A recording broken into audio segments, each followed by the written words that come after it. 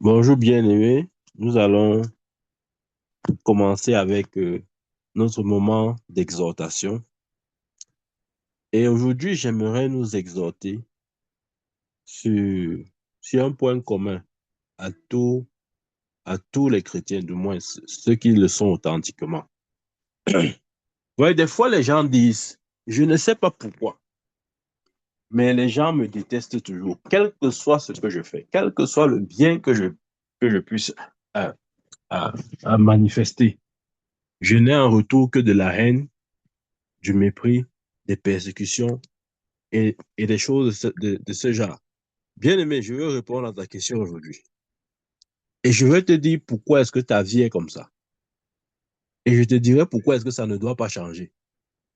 Ne t'attends pas à ce que cette vie-là, ou ce genre de vie-là, euh, s'arrête. Non. Si tu es authentiquement né de nouveau, ça sera ton lot jusqu'à ce que tu quittes de cette terre. Et quand tu le sais, tu commences à voir ces persécutions comme une source de bénédiction pour toi. Parce que, rappelons-nous, Pierre, avant que le Saint-Esprit ne descende sur lui, à la Pentecôte, il faisait partie des gens qui avaient régné Jésus. Bien aimé, il avait régné Jésus. Mais lorsque l'Esprit s'est descendu sur lui, il était maintenant prêt à mourir pour son Seigneur. Il n'avait plus peur de la persécution. Amen. Des fois, nous nous disons, je ne comprends pas. C'est comme si tout le monde entier se lève contre vous. Même si, quoi que vous fassiez, hein, c'est comme ça, bien aimé. Je vous dis, ça, c'est mon expérience personnelle. En plus du fait que j'ai lu ça dans la Bible, ça, c'est aussi une partie de ma vie que je rends témoignage aujourd'hui. Amen. Des fois, tu te dis, mais j'ai même fait quoi? J'ai même fait quoi? Bien aimé, c'est pas que tu as fait quelque chose. Le problème, c'est qu'on ne t'attaque pas toi. Ce n'est pas toi le problème. C'est celui qui se tient derrière toi. C'est lui-là qu'on n'aime pas. Amen. Bien aimé, ce n'est pas toi le problème. Ne dis pas que, oh, je ne sais pas, j'ai un problème. Tu n'as aucun problème. C'est la personne que tu représentes. C'est cette personne-là qui fait problème et qui crée tout ce problème-là. Amen. Donc, ce matin, j'aimerais nous encourager sur le thème tout tourne autour du maître. Je recommence pour ceux qui notent, tout tourne autour du maître. Lisons un peu cette parole. Matthieu chapitre 20, verset 22. Il a dit, lisons ma partie du verset 20, lisons le 20 jusqu'au 25. OK? Suivons la lecture. Car ce n'est pas vous qui parlerez, c'est l'Esprit de votre Père qui parlera en vous. Le frère livrera son frère à la mort et le père son enfant. Les enfants se soulèveront contre leurs parents et les feront mourir. Verset 22. Vous serez haïs de tous. Il faut souligner ça. Il faut souligner cette Bible. Vous serez haïs de tous à cause de mon nom. Mais celui qui persévérera jusqu'à la fin sera sauvé. Hmm. Vous serez haïs de tous à cause de mon nom. Mais celui qui persévérera jusqu'à la fin sera sauvé. Bien-aimé, aujourd'hui, je viens particulièrement t'exhorter en te disant, tu seras haï de tous, mais si tu persévères, tu seras sauvé. Amen. Verset 23. Quand on vous persécutera dans une ville, fuyez dans une autre. Je vous le dis en vérité, vous n'aurez pas achevé de parcourir les villes d'Israël et que le Fils de l'homme sera venu. Verset 24.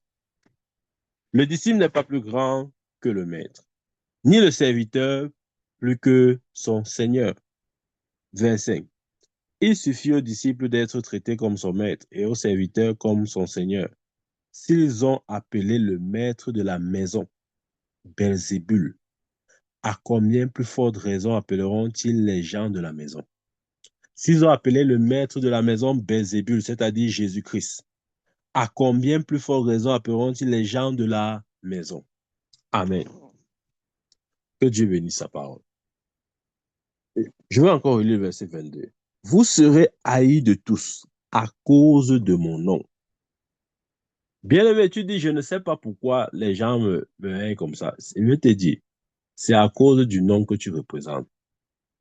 Il a dit, vous serez haïs de tous à cause de mon nom. Pourquoi vous êtes la personne probablement la plus persécutée de votre famille? C'est à cause du nom que vous représentez. Pourquoi au travail, on a tendance à vous mettre le bâton dans les roues? Ce n'est pas forcément ou ce n'est pas toujours parce que vous travaillez mal, non.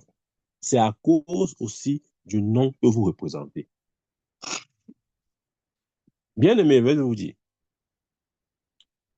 tu peux même ne pas, entre guillemets, évangéliser ouvertement. C'est-à-dire prendre ta Bible, commencer à dire, oh, Jésus-Christ est le chemin, la vérité et la vie. Si tu es authentiquement né de nouveau, tu dégages certaines ondes. Avant même d'évangéliser ou avant même de dévoiler ton identité, ceux qui ne sont pas de ton royaume, du royaume de Dieu, ils sauront d'une manière ou d'une autre que toi, tu es différent. Si tu es vraiment né de nouveau, ils le sauront. Ils sauront, même avant que tu leur dis que Jésus est monté, Jésus est descendu, ils sauront qu'il y a quelque chose en toi qui est différent ou qui ne se trouve pas dans les autres personnes.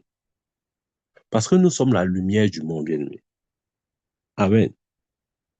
Il a dit, vous serez haïs de tous à cause de mon nom. Bien-aimé, le nom que nous portons, ce précieux nom de Jésus, c'est une source de bénédiction, mais aussi de problèmes. Mais ces problèmes sont encore une bénédiction. Parce qu'il a dit, vous serez haïs de tous à cause de mon nom. Amen. Bien, mais lorsqu'on étudie les Écritures, nous allons rendre compte que dans Matthieu 17 là-bas, lorsque certains officiers sont venus harceler Pierre au sujet des impôts, bien aimé, ils n'ont rien, ils ne lui ont pas posé des questions sur ses propres impôts à lui, Pierre, mais il a plutôt posé la question par rapport aux impôts de Jésus. Il a dit, votre maître ne paye-t-il pas les 2 drachmes? Amen. Mhm. Oui. Pourquoi est-ce qu'il ne pose pas cette question à Pierre? Il veut plutôt savoir ce qu'il en est de Jésus. Bien aimé, parce que c'est Jésus la véritable cible. Amen. Ils ont mis Pierre de côté. Il devait commencer d'abord à demander à Pierre s'il paye ses impôts. Non, mais là, ils se sont attaqués directement au maître. Amen. Bien aimé, je veux vous dire ceci.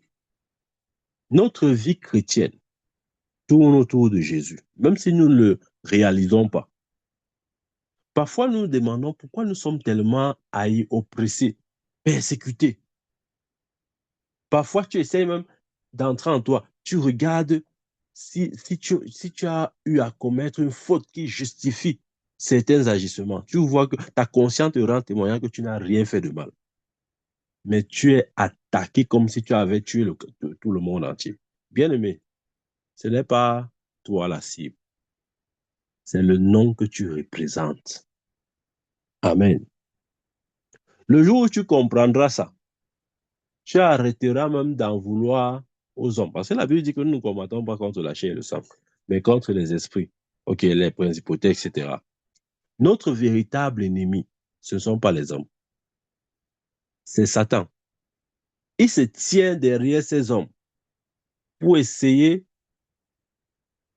de nous frustrer, Mais ça, c'est à cause du nom que nous représentons. Bien-aimé, sois fier du nom que tu représentes. Tu ne représentes pas le nom d'un président de ce monde, ou d'un ministre, ou d'un homme populaire. Tu représentes le nom suprême au-dessus de tout nom. Que cette conscience t'habite permanemment. Bien-aimé, je ne suis pas en train de dire que tu es le représentant de Barack Obama ou le représentant de je ne sais quel homme politique. C'est beaucoup plus grand. Amen. Nous représentons le chef suprême de l'univers, le créateur de toutes choses, visibles et invisibles, trône, dignité, autorité, tout. C'est ce nom que nous représentons. Amen. Et c'est à cause de ce nom que nous représentons que nous sommes haïs. C'est vrai. C'est pourquoi le monde nous hait. Ce n'est pas à cause de ce que, de qui nous sommes, non. C'est à cause de qui nous représentons. Amen. Nous représentons le Seigneur Jésus. C'est pourquoi il ne nous supporte pas. Bien-aimé, quel que soit ce que tu fais, ils vont toujours te haïr. Je dis, quel que soit, manifeste tout l'amour du monde, ils vont toujours te haïr. Amen. Prie pour eux comme tu veux, ils vont toujours te haïr. Amen. Bien-aimé, nous ne savons même pas qui nous sommes. Regardez, je vais vous dire quelque chose. Un jour, le Seigneur m'a dit ceci. Mesure l'ampleur de ta bénédiction par l'intensité de tes persécutions. Si tu peux noter cette phrase, note, elle pourra t'aider aujourd'hui ou demain. Mesure l'ampleur de ta bénédiction par l'intensité de tes persécutions. Bien aimé, il y a un indicateur qui ne manque pas, croyez-moi. Tes persécutions sont à la hauteur de ta bénédiction. Si tu n'es pas persécuté, ça veut dire qu'en fait, tu ne portes rien qui fait trembler l'ennemi. Amen. Quand tu es persécuté, bien aimé, c'est à cause du dépôt. Peut-être tu ne sais pas quel est le dépôt que Dieu a mis en toi. Je vais te dire ce que je te dis là, c'est vrai.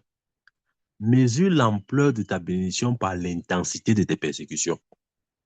Si tu veux voir jusqu'où est-ce que Dieu t'a béni, commence à observer jusqu'où vont tes persécutions. C'est à la même proportion, bien aimé. Je dis c'est à la même proportion. Amen. Maintenant, quand tu le sais, tu vois les choses différemment. Amen. Bien aimé, c'est ce que moi je fais. Quand je veux savoir jusqu'où est-ce que la grâce de Dieu va dans ma vie, j'observe mes persécutions. Mhm. Parce que tes persécutions représentent l'intensité de ta bénédiction. Amen.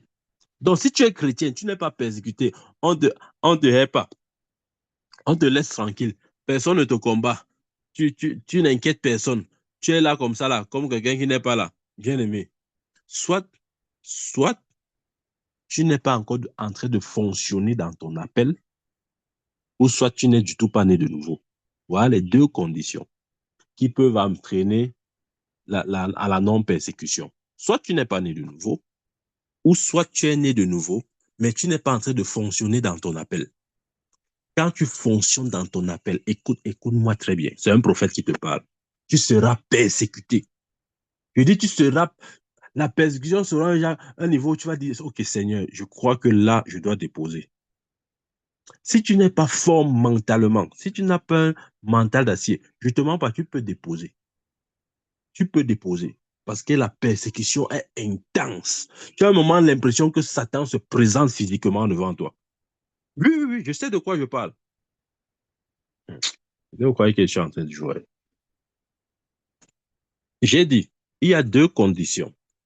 Un, si tu n'es pas né de nouveau, tu ne seras pas persécuté, ne t'inquiète pas. Puisque tu appartiens encore à Satan, puisque tu n'es pas né de nouveau, donc tu es la propriété de Satan, entre guillemets. Et si tu es né de nouveau et qu'on ne te persécute pas, ça veut dire que tu n'es pas en train de fonctionner dans ton appel. Parce que quand tu fonctionnes dans ton appel, le premier signe que Dieu te donne, c'est la persécution. Ce ne sont pas les louanges, bien-aimés. Les gens croient que non. Quand tu fonctionnes dans ton appel, non, on doit te louer. Partout où tu passes, on a dit non, le prophète est venu. Le grand prophète est venu. Le prophète de Dieu est venu. Non, non, non, non, non, non. C'est pas comme ça. Un, un. Oui, bien sûr, il y aura une certaine catégorie de personnes qui vont t'appeler prophète. Il y aura aussi une autre catégorie de personnes qui vont t'appeler Belzébul, comme on appelait Jésus. C'est vrai. Certains vont te respecter pour ce que Dieu t'a donné et d'autres vont justement te mépriser pour ce que tu dis avoir reçu de Dieu. C'est comme ça. Il ne faut pas être naïf. Amen. C'est à cause du nom que tu représentes. Bien aimé, quand tu ne représentes aucun nom, tu n'as aucune persécution. La meilleure façon de ne représenter aucun nom, c'est un, de ne pas naître, pour quelqu'un qui n'est pas né de nouveau, si tu n'es pas né de nouveau, tu ne représentes pas le nom de Jésus. Deux, si tu es né de nouveau et que tu n'es pas en train de fonctionner dans ton appel, tu ne représentes aucune menace. Voilà, j'ai dit aujourd'hui. Regardez Moïse. Il avait tué le serviteur là, l'hébreu. Voilà, non, pas l'hébreu. Euh, il avait tué l'Égyptien qui était en train d'oppresser un hébreu. Et lorsqu'il a fait ça, bien aimé, la Bible dit qu'il s'est enfui. Voilà. Il s'est en, il s'est enfui. Pourquoi? Parce qu'il savait que si Pharaon l'attrapait, il mettait fin à ses jours. Immédiatement, il s'est enfui. Il allait taper 40 ans dans le désert. Mais après 40 ans, Dieu s'est révélé à lui sur la montagne. Il a dit, va délivrer mon peuple.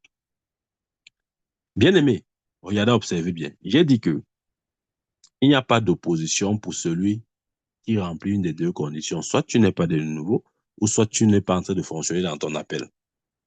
OK? Moïse n'était pas né de nouveau parce que c'est Christ qui manifeste la nouvelle naissance. Christ n'était pas venu. Mais il y a une deuxième condition que dont j'ai mentionné, le fait de fonctionner dans son appel. Quand il a rencontré Dieu à la montagne, Dieu lui a donné le mandat de son appel. C'est à ce moment-là que ses persécutions ont commencé. Il a commencé à être persécuté, déjà par le Pharaon, pas seulement par le Pharaon, même par les Juifs qu'il allait sauver. Dieu dit, je t'envoie pour sauver mon peuple. Ce n'est pas seulement Pharaon qui le persécutait, même les Juifs qui devaient le voir comme étant le sauveur, ce sont ces mêmes Juifs qui l'ont combattu. Vous avez oublié l'histoire de la révolte. Oui. Pourquoi? Parce que lorsque tu fonctionnes dans ton appel, il est impossible que tu sois loué par tout le monde. Je dis impossible. Tu ne peux pas être loué par tout le monde. Peut-être tu es là, tu veux que, non, vraiment, que le monde entier reconnaisse ton appel. Tu joues. Si tu parles comme ça, tu es un blagueur. Si tu crois que tout le monde va accepter que non, vraiment, tu es appelé de par Dieu, vraiment, la grâce de Dieu est sur toi, vraiment, le ministère est sur toi, vraiment, Dieu va t'utiliser, vraiment, on doit te laisser tranquille. On ne va pas te laisser tranquille, on va te combattre. Ne te combat pas pourquoi? On va te combattre. Amen. Mais une chose est sûre, je vous dis bien aimé, quelqu'un qui a la grâce, je l'ai toujours dit, quelqu'un qui a la grâce de Dieu sur sa vie, ne le combat pas, tu perds ton temps. Je dis qui que tu sois, même si tu es Satan lui-même incarné, Satan en chair et en os, tu ne peux pas défier un tel homme. Tu ne peux pas défier un homme qui est en train de fonctionner dans son appel. Je dis qui que tu sois. Je dis bien, si tu es même Satan incarné, tu ne peux pas défier un homme qui fonctionne dans son appel. C'est impossible. Et il y a une sorte de protection, d'immunité, de, de couverture que Dieu accorde à ceux qu'il a réellement appelés. Tu ne peux pas bien aimer. Bon, regarde, je te donne un exemple, Moïse. 40 ans plus tôt, il a fui devant la présence de Pharaon. Mais 40 ans plus tard, il a, il a affronté le même Pharaon. Il entrait dans son temple quand il voulait. Il n'avait pas besoin d'audience. Mo Moïse ne demandait pas d'audience pour entrer chez le Pharaon. Il entrait quand il voulait, sortait quand il voulait. Humainement parlant, Il aurait juste fallu que Pharaon donne un ordre, que décapitez-moi ce Moïse. Il se croit un pour qui. Il l'aurait fait, humainement parlant. Mais Pharaon n'avait pas de pouvoir sur Moïse. Pourquoi? Parce qu'il est en train de fonctionner dans son appel. C'est de ça dont je parle. Quand tu fonctionnes dans ton appel, je dis, quelle que soit l'intensité des vents, des tempêtes, ça ne peut pas te détruire. Même si les gens veulent te tuer mystiquement ou physiquement, aussi longtemps que, tu es fidèle à l'appel que Dieu t'a donné. Bien aimé, aucun projet de l'ennemi ne peut prospérer. Ça, crois-moi. Amen. C'est vrai. Voilà pourquoi nous ne devons pas avoir peur des persécutions, de la haine, des jalousies. Toutes ces choses-là, c'est trop petit pour nous détruire, bien aimé. Parce que celui qui est en nous est plus grand que celui qui est dans le monde. Bien aimé, tes persécutions sont à la hauteur de ta bénédiction. Il t'a dit, si tu veux savoir jusqu'où est-ce que le dépôt de Dieu, ou disons, l'intensité de ta bénédiction, observe l'intensité de tes persécutions. C'est tout. Oh, ça ne ment pas, bien aimé. Ça ne ment pas. J'aime souvent donner cet exemple-ci. Parce que je l'ai toujours dit, c'est un exemple à suivre. Dans tout le corps de Christ, pas seulement en Afrique, je dis bien mondial.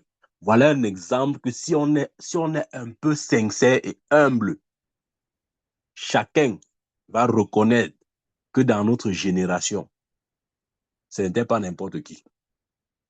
Mais il faut toujours que quelqu'un meure pour que, comment dire que vraiment, on avait reçu, vraiment, Dieu avait envoyé un grand serviteur, vraiment. Il faut arrêter avec l'hypocrisie.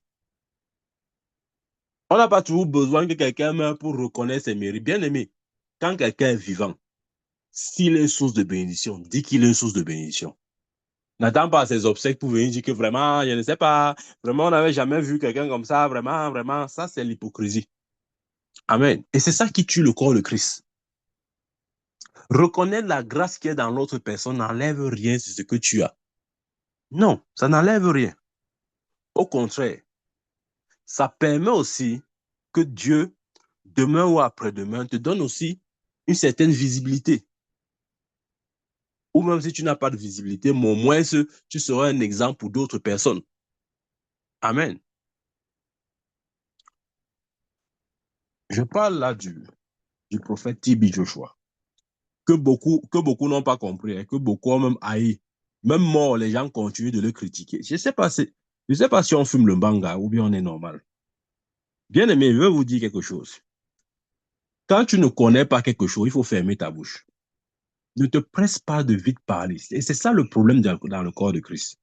Tout le monde veut seulement parler. C'est-à-dire, comme Dieu a donné la bouche à tout le monde veut parler. Même ce que tu ne connais pas, ta bouche a à parler.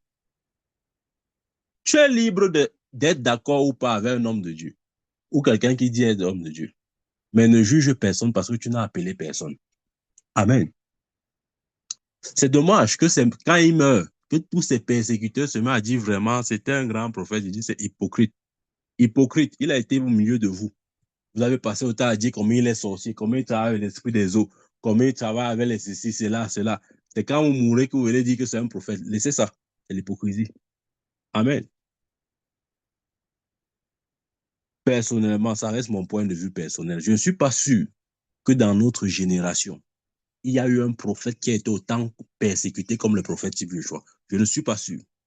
Je ne suis pas sûr. Sur ce point-là, on peut pas. C'est difficile de me convaincre. Je ne suis pas sûr. Mais l'intensité de tes persécutions sont à la mesure de ta bénédiction. Aujourd'hui, tous les prophètes sont en train de recopier tout ce qu'ils faisaient. Tous là, tous, ceux qui sont honnêtes le disent au moins sur les réseaux sociaux. Ceux qui sont honnêtes.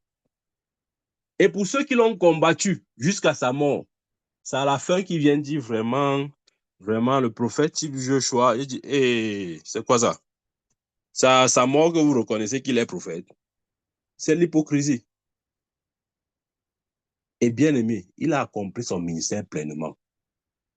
Qu'on le veut ou pas. C'est un modèle pour cette génération. Et c'est un modèle pour les prophètes de cette génération. Amen. Et pour moi, il reste un modèle. Jamais, je dis bien, j'ai suivi cet homme de Dieu. Jamais il n'a critiqué quelqu'un. Il n'a jamais pris son micro pour dire tel homme de Dieu a fait ceci, tel homme de Dieu a fait cela. Jamais. Ouais, quand quelqu'un nous te dépasse, non, porte son sac. C'est tout. Quand quelqu'un est fort, il faut porter son sac. Il faut laisser les choses que les gens parlent de ce qu'ils ne connaissent pas là. Amen. Quand je vois quelqu'un, il dit que prophète Joshua, vous savez qui était l'homme là? C'est au ciel que vous aurez la révélation de qui il est. Marquez bien cette parole-ci. On va aller au ciel, non? Vous allez vous rappeler ce que vous avez dit aujourd'hui. Non, là, il parle, il parle, il parle. Il parle des choses qu'ils ne connaissent pas. Amen. Bien-aimé, ta persécution à la hauteur de ta bénédiction. Si tu n'es pas persécuté, ça veut dire que tu ne portes pas grand-chose. Oui.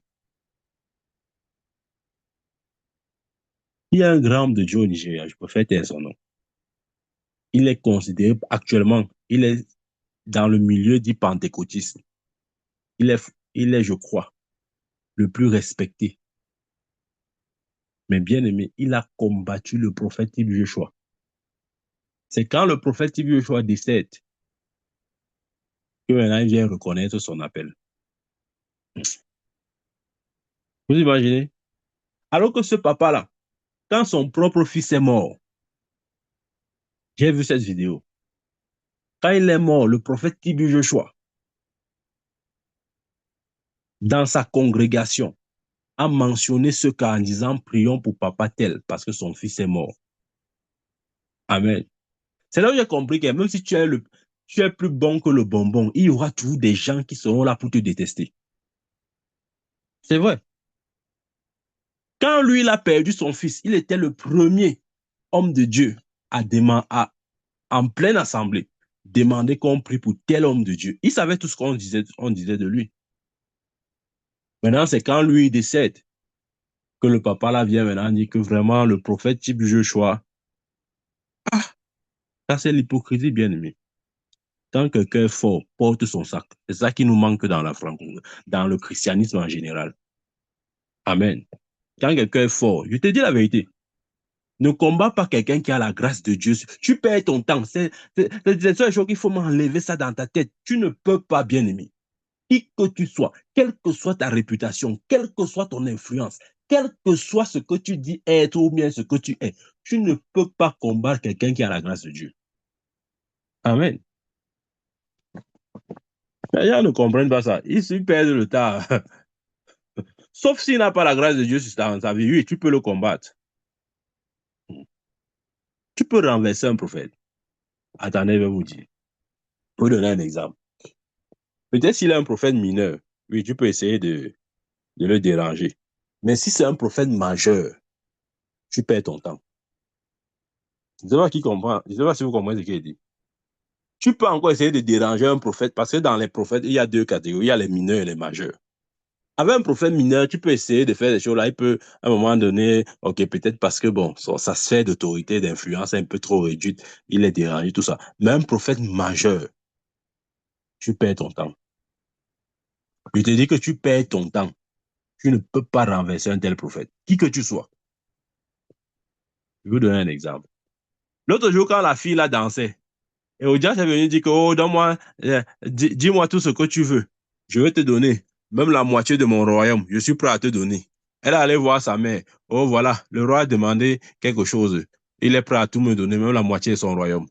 Sa mère a dit, donne-moi la tête je veux la tête de Jean-Baptiste dans un plateau. Maintenant, je vais vous dire ce que ça veut dire. Ça veut dire que la tête du prophète Jean-Baptiste équivalait au moins à la moitié du royaume. Puisque c'est ce que le roi a dit. Il a dit, demande-moi tout, même la moitié de mon royaume. Je suis prêt à te donner. Et la femme là, parce qu'elle était méchante, elle était du malin, elle a demandé la tête du prophète Jean-Baptiste. Ça veut dire que sur une balance, la tête de ce prophète, c'était la moitié du royaume. Je vais te dire, peut-être tu ne sais pas. Il y a certains prophètes que leur propre tête, ça vaut au moins 5 pays. 5 pays puissants mélangés, vous ne savez pas. Ils sont là, ils marchent tous les jours avec vous comme ça là. Vous croyez que non, non, non, ce sont les patates du même sillon. Ce ne sont pas les patates du même sillon, bien aimé. Dieu nous aime tous parce que nous sommes ses enfants. Mais stratégiquement parlant, on n'a pas la même position. Je donne un exemple. Si dans un pays, un citoyen meurt, c'est une chose. On ne dit pas que c'est rien. Mais si le président de ce pays meurt, c'est tout autre chose. Ce sont tous, entre guillemets, des êtres humains. Mais la mort de l'un a moins d'impact que la mort de l'autre. C'est ce que je veux dire par là. Il y a des gens qui, devant Dieu, vous pouvez les voir comme ça, les mépriser. Mais si Dieu te dit, t'ouvre les yeux pour te montrer ce que lui vaut sur le plan spirituel, bien aimé, quand il va passer, tu vas te retenir de te prosterner devant lui. C'est ça une chose qu'on ne sait pas. On ne sait pas ces choses-là. On sait seulement parler. C'est tout notre travail. On sait seulement bavarder. Amen. Ce que dit est vrai. Croyez-moi, c'est vrai. Il y a des gens qui ont une valeur stratégique plus élevée ou plus importante. J'ai pris l'exemple. Le président d'un pays meurt. Ce n'est pas la même chose comme si un citoyen meurt. Pourtant, tous sont des êtres humains. C'est la même chose, bien aimé. Il y a des hommes de Dieu, vous les regardez comme ça là. Vous pouvez même les mépriser. Mais si Dieu ouvre vos yeux pour voir qui ils sont dans l'esprit, bien aimé, quand il va passer, tu vas te mettre à genoux avant qu'il passe. C'est pas lui qui va te demander. C'est lui qui va dire non, lève-toi, lève-toi. Tu vas dire non, non, non. Tu ne peux pas passer. Moi, je suis debout. Je dois me mettre à genoux. Mais on ne sait pas ça, on ne sait pas ça. On ne sait pas ça. On ne sait pas ça. On sait seulement parler. C'est tous nos problèmes là-bas. Amen. Bien aimé, tu ne peux pas renverser celui qui a la grâce. N'aie pas peur des persécutions. Ces choses ne peuvent pas te détruire, bien aimé. Je suis venu te dire qu'il y a la grâce de Dieu dans ta vie. C'est pour ça que tu expérimentes certainement ces haines, ces persécutions. Parfois, tu dis, mais qu'est-ce que j'ai fait? Tu n'as rien fait. C'est à cause du nom que tu représentes, je l'ai dit. Amen. C'est à cause du nom que tu représentes. C'est parce que tu es associé à quelqu'un que le monde n'aime pas. Cette personne-là, c'est Jésus de Nazareth. Maintenant, il faut comprendre ceci. La haine de Satan, ou la haine que Satan a pour Jésus, c'est encore appelé, c'est ce que la Bible appelle souvent l'esprit du monde. OK. L'esprit du monde, c'est si vous voulez, la haine que Satan a pour tout ce qui concerne Dieu, tout ce qui est des choses, enfin, tout ce qui concerne les choses de Dieu. Amen. Et comme le monde a haï Jésus, le monde aussi nous haïra. Amen. C'est vrai. Vous allez voir des gens qui ne connaissent même pas Jésus, mais ils sont déjà prêts à le détester. C'est-à-dire que tu ne connais même pas qui est Jésus, mais tu le détestes déjà. Si on te pose la question, Jésus t'a fait quoi? Tu ne sais, tu ne peux pas répondre. Mais tu le détestes. Pourquoi? C'est à cause de l'esprit du monde. L'esprit du monde qui hait les choses de Dieu. Pour ceux qui ne sont pas nés de nouveau, ils sont possédés par cet esprit.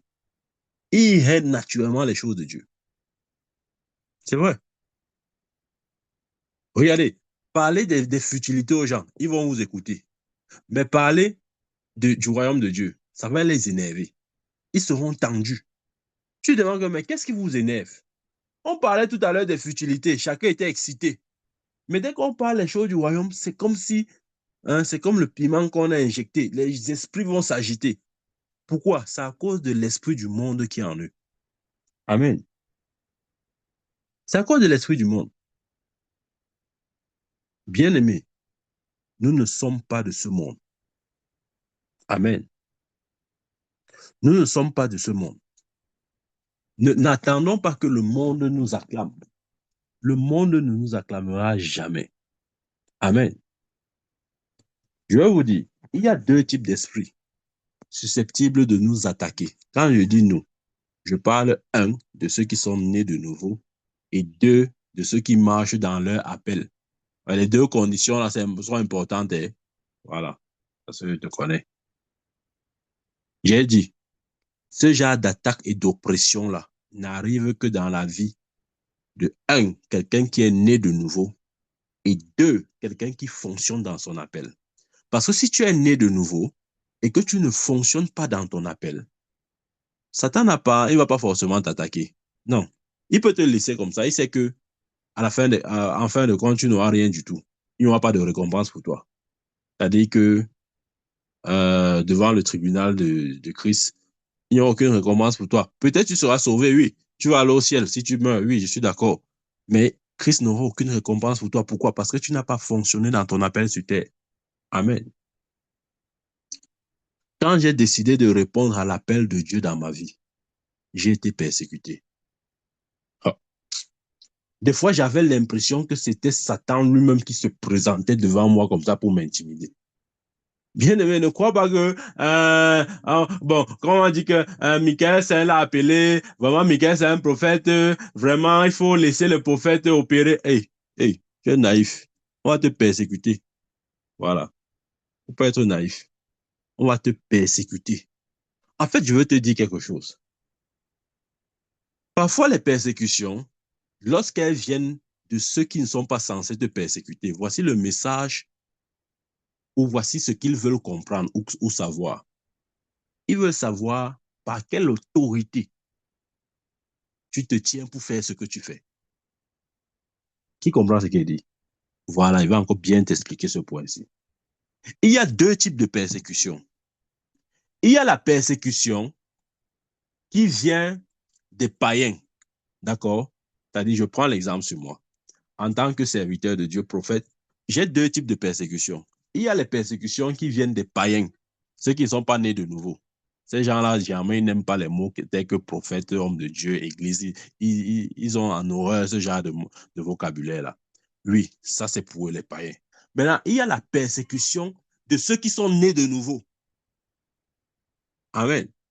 Mais je vais vous dire pourquoi ceux qui sont nés de nouveau peuvent persécuter quelqu'un qui est en train de fonctionner dans son appel. Quand vous voyez quelqu'un qui est né de nouveau, il persécute quelqu'un qui est en train de fonctionner dans son appel. Ça veut dire une seule chose. Celui qui persécute là, il est distrait. Il est en train de vouloir perdre même son appel si jamais il avait reçu un appel de Dieu.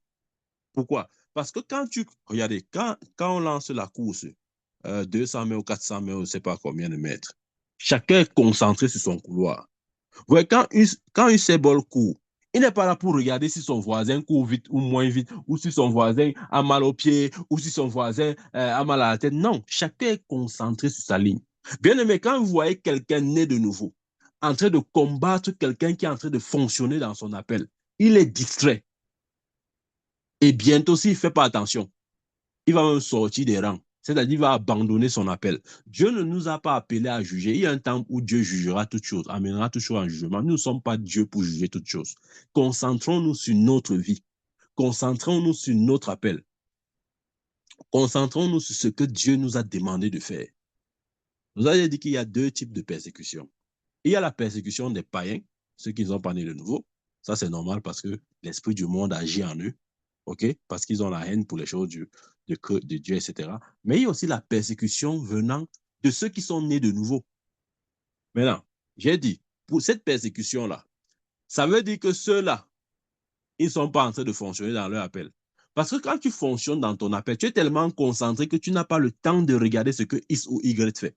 Si tu as le temps de regarder ce que l'autre fait, jusqu'à ce que tu t'ériges en jugeur, en juge, en donneur de leçons, bien aimé, c'est la preuve que progressivement, tu es en train d'abandonner même ce pourquoi Dieu t'a appelé. Parce que l'œuvre de Dieu, la tâche de Dieu est tellement pressante, occupante que tu ne peux pas donner ton attention à autre chose. Amen. Maintenant, pour cette deuxième catégorie de persécution, ceux-là agissent avec l'esprit religieux. Ouais, l'esprit religieux. C'est cet esprit qui anime les chrétiens qui essayent de persécuter d'autres chrétiens qui fonctionnent dans leur appel. Ceux-là ont l'esprit religieux. Ça veut dire quoi l'esprit religieux? Ça veut dire qu'ils veulent essayer de comprendre Dieu, de comprendre le fonctionnement de Dieu à partir de leur intellect. Voilà pourquoi ils ne comprennent pas forcément, et ne comprendront pas d'ailleurs, comment Dieu fait ou utilise quelqu'un d'autre dans un autre couloir. C'est vrai, bien-aimé, nous devons être humbles sur ce point-là. Vraiment, à un moment donné, chacun doit se dire, je me concentre sur ma vie. Ta vie te dépasse, mais tu regardes la vie des autres. Je ne comprends pas ces histoires. Et ça, les chrétiens sont forts pour ça. C'est-à-dire que toi-même, ta propre vie te dépasse. Au lieu de chercher à résoudre ta vie, tu es en train de dire que non, tel homme de Dieu n'est pas ceci, tel homme de Dieu est cela. Toi-même, ta propre vie là est d'abord correcte. Amen. Ouais, il faut souvent se poser de bonnes questions. Ce n'est pas le fait de juger les autres qui fait de toi meilleur que les autres. Non, absolument pas. Est-ce que tu as accompli ta mission? Si Dieu aujourd'hui venait te prendre, est-ce que tu peux dire comme Paul, j'ai combattu le bon combat, j'ai achevé la course, désormais la couronne de vie m'est réservée. Est-ce que tu peux dire ça, bien-aimé? Ou bien toute ta vie, tu as seulement dit que oh, tel homme de Dieu est un faux, tel homme de Dieu est ceci, tel homme de Dieu est cela. Non, occupons-nous de nos propres vies. Amen. Ça nous aide à gagner en temps. Bien-aimé, pour celui qui est authentiquement appelé de Dieu, la parole de Luc, il faut faire lire ça. Bien aimé, ce n'est pas seulement une parole messianique, c'est une parole qui s'adresse à tous les appelés de Dieu. Et toi qui m'écoutes, je veux que tu saches que tu es cet appelé. Je veux que tu saches que cette parole est attachée à ta destinée. Et le plus tôt tu prends conscience, le plus tôt c'est bien aimé. C'est-à-dire tu seras libre de certains stress et combats inutiles. Tu comprendras que c'est l'appel ou c'est la fonction de ton appel qui produit de telles choses. J'ai dit, la persécution, c'est pour ceux qui fonctionnent dans leur appel. Quand tu n'es pas dans ton appel, on va rien. Satan ne peut pas te persécuter. Pourquoi? Il va pas te persécuter. Il va te laisser. Tu vas faire tout ce que tu fais là. Mais essaye de commencer à fonctionner dans ton appel. Si tu n'es pas fort, tu peux abandonner. Amen. Dans Luc 2, verset 34, il dit ceci. Siméon les bénit. C'est quand on a présenté Jésus dans le temple. Suivez la parole de Siméon. Siméon les bénit et dit à Marie, sa mère, voici, cet enfant est destiné à amener la chute et le relèvement de plusieurs en Israël et à devenir un signe qui provoquera la contradiction. Et à devenir un signe qui provoquera la contradiction. Bien-aimé, si tu es authentiquement né de nouveau et que tu fonctionnes authentiquement dans ton appel, tu es un signe qui provoque la contradiction. Amen. Dans notre génération, quelqu'un qui a, dans ce verset-là, été vraiment réel pour lui et tout le monde a vu, c'est le prophète Tibi Joshua. Il était un signe qui provoquait la contradiction. Même ceux qui étaient censés voir, ils n'ont pas vu que c'était un prophète. Pourquoi? Parce qu'il est un signe qui produit la contradiction. Bien aimé, que tu sois un signe qui produit la contradiction, ça veut dire quoi? Ça veut dire que les hommes ne te comprennent pas naturellement. Lorsqu'on essaiera de te comprendre naturellement, qu'ils soient comme bloqués, qu'ils soient comme butés, qu'ils n'arrivent pas à te lire, je préfère qu'on ne me lise pas. Je vais vous dire, tout ce que l'homme comprend, il détruit. Et tout ce qu'il ne comprend pas, il donne un nom à ça. Donc, au lieu qu'on me détruise, je préfère qu'on me donne des noms. Je préfère qu'on m'appelle Belzébul que de me voir détruire. Je préfère ça, bien-aimé. Tu dois préférer ça. N'aie pas peur qu'on t'appelle Belzébul.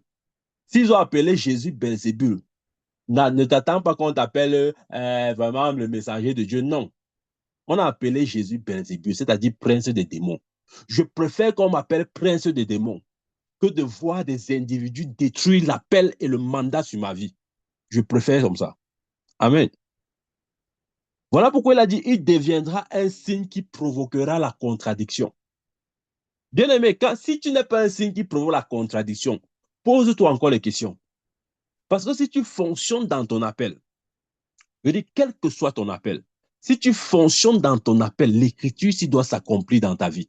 Tu dois être un signe qui provoque la contradiction. Ça veut dire que lorsqu'on soulève ton dossier, il faudrait qu'il y ait des contradictions partout. C'est vrai. Et ça doit être comme ça. Il ne faudrait pas qu'on dise un dossier Michael. Tout le monde dit non, c'est un prophète de Dieu. Non, c'est un grand prophète que Dieu nous a envoyé. Jamais, jamais. Ça veut dire que je suis un faux prophète. Si on soulève mon dossier et que tout le monde m'appelle prophète, ça veut dire que je ne suis pas prophète. Parce que je dois être un signe qui provoque la contradiction. Il faut que quand on dise Michael, d'autres disent c'est un prophète, d'autres disent que c'est Belzébul. C'est comme ça, bien-aimé. C'est comme ça. Si tout le monde t'appelle prophète, c'est que tu n'es pas prophète. Ah, aujourd'hui, essaye de t'enseigner les choses un peu profondes. Si tu en sors ton dossier, si on dit dossier Michael, Tout le monde dit que c'est un prophète de Dieu. Ça veut dire que je suis un faux prophète. Je suis un faux. Parce que de Jésus, on a dit quoi? Il est destiné à devenir un signe qui provoquera la contradiction. Il faut la contradiction. Il faut que certains disent que c'est un prophète, d'autres disent que c'est Belzébul. Voilà, c'est comme ça. C'est comme ça, bien aimé. Lorsque Jésus est venu, certains ont reconnu, ont vu en lui le Messie. Et d'autres ont vu en lui Belzébul, c'est-à-dire le prince des démons. C'est ça, être un signe qui provoque la contradiction. Amen. Quand le prophète Yoshua est venu, tout le monde a combattu. Il n'y avait que des gens spirituels pour discerner ce que l'homme là avait. Je vous dis, ce n'est pas la publicité. Hein. Je dis ce que j'ai vu. La dimension dans laquelle le prophète opérait. Ça, c'est mon point de vue. Des prophètes qu'il y a sur terre, je ne crois pas que quelqu'un a cette dimension. J'ai oublié ce que les gens racontent là, que tu veux, Charles, c'est un sorcier, tu veux, Charles, il a la puissance de Mami Wata. Vous savez qui il est?